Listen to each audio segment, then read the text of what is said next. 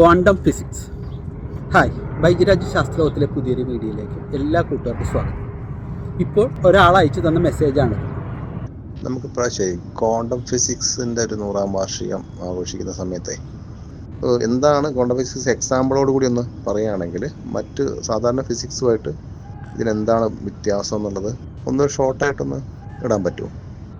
നമ്മൾ നിത്യജീവിതത്തിൽ കാണാറുള്ള കാര്യങ്ങളല്ല. സൂര്യന് ചുറ്റും ഭൂമി കറങ്ങുന്നു, ഭൂമിക്ക് ചുറ്റും ചന്ദ്രൻ കറങ്ങുന്നു, സാറ്റലൈറ്റുകൾ കറങ്ങുന്നു, ഒരു ബോൾ നമ്മൾ അടിക്കുമ്പോൾ ആ ബോൾ മുന്നോട്ട് പോകുന്നു, നമ്മൾ എന്തെങ്കിലും സാധനങ്ങൾ മുകളിൽ നിന്ന് ഇടുകയാണെന്നുണ്ടെങ്കിൽ അത് താഴത്തേക്ക് വീഴുന്നു, ഒരു മതിലിലേക്ക് ബോൾ എറിയുകയാണെന്നുണ്ടെങ്കിൽ അത് ബൗൺസ് ചെയ്ത് തിരിച്ചു വരുന്നു. ഇങ്ങനെ ധാരാളം കാര്യങ്ങൾ നിത്യജീവിതത്തിൽ കാണുന്ന എല്ലാ കാര്യങ്ങളും നമുക്ക് എക്സ്പ്ലെയിൻ ചെയ്യാനായിട്ട് ഇന്നുള്ള സാധാരണ ഫിസിക്സ് മതി. Newton's first law, second law, third law, gravity, അങ്ങനെയുള്ള ധാരാളം കാര്യങ്ങൾ നമ്മൾ പഠിച്ചിട്ടുണ്ട്. ഇതെല്ലാം ഫിസിക്സാണ്. എന്നാൽ നമ്മൾ സൂക്ഷ്മതലത്തിലേക്ക്, അതായത് ആറ്റത്തിനേക്കാൾ ചെറിയ തലത്തിലേക്ക്, ഇലക്ട്രോൺസ്, ഫോട്ടോൺസ് എന്നിവയെ പറ്റി പഠിക്കുന്ന സമയത്ത് അവയ്ക്ക് ഈ സാധാരണ ഫിസിക്സ് പോരാ. അവയെപ്പറ്റി പഠിക്കുന്ന ഫിസിക്സാണ് ക്വാണ്ടം ഫിസിക്സ്.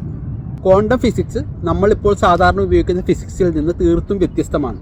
നമുക്ക് വിശ്വസിക്കാൻ പറ്റാത്ത രീതിയിലുള്ള കാര്യങ്ങളാണ് അവിടെ നടക്കുന്നത്. ചെറിയൊരു ഉദാഹരണം പറഞ്ഞാൽ, നമ്മളൊരു ബോൾ ഭിത്തിയിലേക്ക് എത്ര പ്രാവശ്യം എറിഞ്ഞാലും അത് അവിടെ തട്ടി തിരിച്ചു വരും. എന്നാൽ ബോളിന് പകരം ഒരു ക്വാണ്ടം കണികയാണെന്നുണ്ടെങ്കിലും, അതായത് ഇലക്ട്രോണോ ഫോട്ടോണോ മറ്റോ ഒരു ബാരിയറിലേക്ക് നമ്മൾ എറിയുകയാണെന്നുണ്ടെങ്കിൽ, അതായത് തൊടുത്തു വിടുകയാണെന്നുണ്ടെങ്കിൽ പല പ്രാവശ്യവും അത് തിരിച്ചു വരും. എന്നാൽ ചില പ്രാവശ്യം അത് കടന്നു പോകും. ഇതിന് ക്വാണ്ടം ടണലിംഗ് എന്ന് പറയും.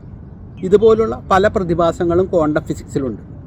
ക്വാണ്ടം ഫിസിക്സുമായിട്ട് ബന്ധപ്പെട്ട ചില കാര്യങ്ങളെല്ലാം നമ്മൾ സ്കൂൾ തലത്തിലും കോളേജ് തലത്തിലും പഠിച്ചിട്ടുണ്ട്. പ്രകാശം തരംഗമാണോ കണികയാണോ എന്നുള്ള പരീക്ഷണം, ഡബിൾ സ്ലിറ്റ് എക്സ്പെരിമെൻറ്റ്, ക്വാണ്ടം പാർട്ടിക്കിളിന് ഒരേ സമയം ഒന്നിൽ കൂടുതൽ അവസ്ഥയിൽ സ്ഥിതി ചെയ്യാമെന്നുള്ളൊരു പരീക്ഷണം, ഷ്രോഡിംഗേഴ്സ് cat, quantum entanglement, quantum tunnelling, ഇങ്ങനെയുള്ള പല കാര്യങ്ങളും നമ്മൾ സ്കൂൾ തലത്തിൽ ബേസിക് ആയിട്ടുള്ള കാര്യങ്ങളെല്ലാം പഠിച്ചിട്ടുണ്ട്. ക്വാണ്ടം ഫിസിക്സിൻ്റെ തുടക്കം 1900-ലാണ്. മാക്സ് പ്ലാങ്ക് ക്വാണ്ടം എന്ന വാക്ക് ഡിഫൈൻ ചെയ്തു. 1920-കളിലാണ് ക്വാണ്ടം ഫിസിക്സ് വരുന്നത്. എന്നാൽ 1925-26 കാലഘട്ടത്തിലാണ് ഇതിൻ്റെ മാത്തമാറ്റിക്കൽ ഫോർമുല എല്ലാം ഡെറിവേറ്റ് ചെയ്തത്. അത് കാരണം തന്നെ 2025 ക്വാണ്ടം ഫിസിക്സിൻ്റെ 100ാമത്തെ വാർഷികമായിട്ടാണ് നമ്മളിപ്പോൾ ആഘോഷിക്കുന്നത്. ഇപ്രാവശ്യത്തെ ഫിസിക്സിനുള്ള നോബൽ സമ്മാനവും ക്വാണ്ടം ഫിസിക്സുമായിട്ട് ബന്ധപ്പെട്ടാണ് കൊടുത്തത്. സാധാരണ നമ്മൾ ഉപയോഗിക്കുന്ന ഫിസിക്സ് ക്ലാസിക്കൽ ഫിസിക്സും, സൂക്ഷ്മതലത്തിലെ ഫിസിക്സ് ക്വാണ്ടം ഫിസിക്സും. ഈ രണ്ട് ഫിസിക്സും ഒന്നായിട്ട് ചേർന്ന് ഒറ്റ തിയറി ഉണ്ടാക്കുവാനായിട്ട് ശാസ്ത്രജ്ഞന്മാർ പണ്ട് മുതലേ ശ്രമിക്കുന്നുണ്ട്. ഐൻസ്റ്റീനും ശ്രമിച്ചു, പരാജയപ്പെട്ടു. അങ്ങനെ ഒരു തിയറി ഉണ്ടെങ്കിൽ ആ തിയറിയുടെ പേരാണ് യൂണിഫൈഡ് തിയറി. അതിപ്പോഴും സാധ്യമായിട്ടില്ല. അപ്പോൾ ചുരുക്കി പറഞ്ഞാൽ ക്വാണ്ടം ഫിസിക്സ് എന്ന് പറയുന്നത് സൂക്ഷ്മതലത്തിലുള്ള വസ്തുക്കളുടെ കാര്യങ്ങൾ പഠിക്കുന്ന ഫിസിക്സാണ്. Thanks for watching. ശാസ്ത്രലോകത്തിന് വേണ്ടി ബൈജിരാജ്.